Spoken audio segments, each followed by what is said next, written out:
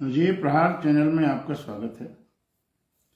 हम इस समय पर एक मुद्दा उठा रहे हैं, बहुत महत्वपूर्ण है। किसी भी देश में, दुनिया के कहीं भी, जो हमारा प्राइमरी एजुकेशन है, जिसे प्राथमिक शिक्षा कहते हैं, वो एक तो शुरुआत है बच्चों की, और वो पूरा का पूरा एक रीढ़ की हड्डी भी है पूरे एजुकेशन सिस्टम की। और सरकारी परिषदीय विद्यालय का एक बहुत बड़ा नेटवर्क है और उस पर असीमित खर्च हो रहा है, बड़ा कायाकल्प हो रहा है। रोज इतनी चिट्ठियां, ईमेल, इतनी डाक आ रही है कि अगर अध्यापक उनको ईमानदारी से पढ़ें तो फिर उनके पास बच्चों को पढ़ाने के लिए समय नहीं है। अब ऐसी स्थिति में कहीं निपुणता का कार्यक्रम, कहीं गुणग्राहकता का कार्यक्रम, कहीं कायाकल्प का कार्यक्रम, कहीं ब्लैक बोर्ड का कार्यक्रम, कहीं रैली, जितनी रैलियां हैं वो सब बच्चों से निकलवाएंगे जागरूकता की। तो बड़ी विचित्र स्थिति है। फिर वो रसोई का अलग चल रहा है कि वहाँ खाना बनवाया जाए, और हर चीज में जब आपने समिति बना दी है, चुने हुए प्रतिनिधि हैं, तो अध्यापकों को आप उसमें दोषी मानते हैं। रसोई के सिस्टम में या किसी भी सिस्टम में टीचर्स को बिल्कुल अलग कर देना चाहिए। हाई कोर्ट, सुप्रीम कोर्ट ने कई बार कहा है कि इनसे पढ़ाने का काम लीजिए, बाकी काम न लीजिए, जनसंख्या और चुनाव को छोड़ करके। लेकिन वो आदेश है, बाकी हो नहीं रहा।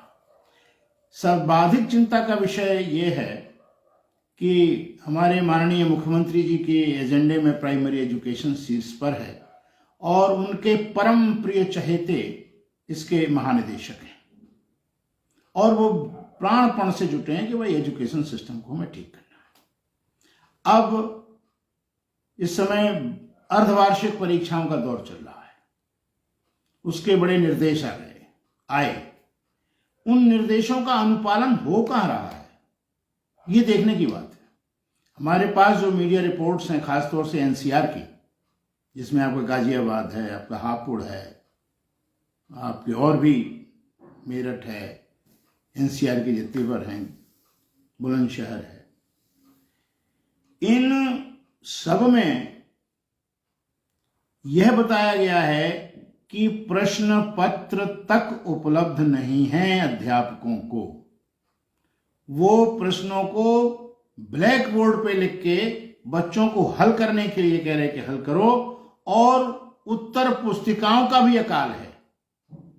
अब इन सब चीजों की व्यवस्थाएं अध्यापकों के सिर पर है। और यह भी कहा गया है, हमसे कुछ लोगों ने फोन पे हमने बात की तो बताया गया है कि प्रश्न पत्र और उत्तर पुस्तिकाओं के लिए कोई बजट ही हमको नहीं दिया गया। शासन का या निदेशालय का कहना यह है कि हमने बेसिक शिक्षा अधिकारियों को निर्देश दे दिए हैं, वो कराएं। अब बेसिक शिक्षा अधिकारियों को आपने निर्देश दे दिए हैं, उधर परीक्षाएं चलना है, और उनकी दशा क्या है, उनकी दुर्दशा क्या है, उनकी दिशा क्या है, ये कौन देखेगा? जिसने निर्देश दिया है उसका ये दायित्व बनता है कि वो देखें कि ये बेसिक शिक्षा अधिकारी गण इस परीक्षाओं को अव्यवस्थित कैसे कर रहे हैं।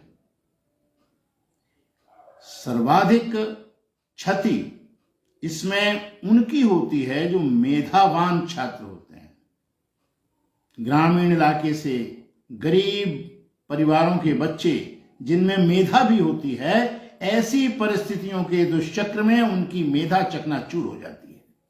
और ये किसी एक परिवार की क्षति नहीं है, ये किसी एक राष्ट्र की क्षति नहीं है। उनकी मेधा से दुनिया चमकती है अगर उस मेधा को विकसित किया जाए, यदि उसको सही ढंग से दिशा दी जाए, यदि उनको उचित माहौल दिया जाए। जब परीक्षा कराने की स्थिति में परिषदीय विद्यालयों की ये दुर्दशा है, तो बाकी और उनसे क्या उम्मीद की जा सकती है?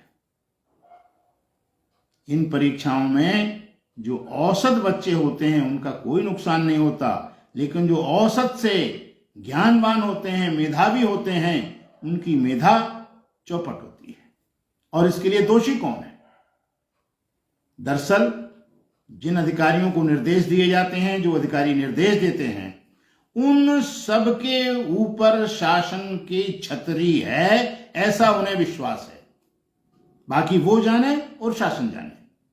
लेकिन जो कहा जा रहा है कि समस्त अव्यवस्थाओं का कारण है, लोग अधिकारियों की छतरी शासन में सुरक्षित है, और जब वहां उनका सब कुछ सुरक्षित है तो फिर वो आचरण जैसा भी करें। मीडिया को सवाल नहीं उठाना, नेताओं को कुछ बोलना नहीं, शासन को चुप रहना, तो अव्यवस्था को कौन रोकेगा? हर जगह न्यायालय आएगा क्या? एक बहुत बड़ा प्रश्न है। कम से कम अध्यापकों से अध्यापन का कार्य लिया जाए और व्यवस्थाओं के नाम पर डंका ना पीटा जाए, व्यवस्थाएं अच्छी करके दिखाई जाएं, दर्पण की भांति जब साफ होंगी तब जाकर के इसमें कुछ हो सकता है। और मैं शासन से ये अपील करूंगा कि देखें कि ये गड़बड़ियां कहां से उत्पन्न हुई हैं, इन गड़बड़ियां का दोषी कौन है और इनका निराकरण क्या हो कि भविष्य में इस प्रकार की गड़बड़ी ना हो। धन्यवाद। जय हिंद।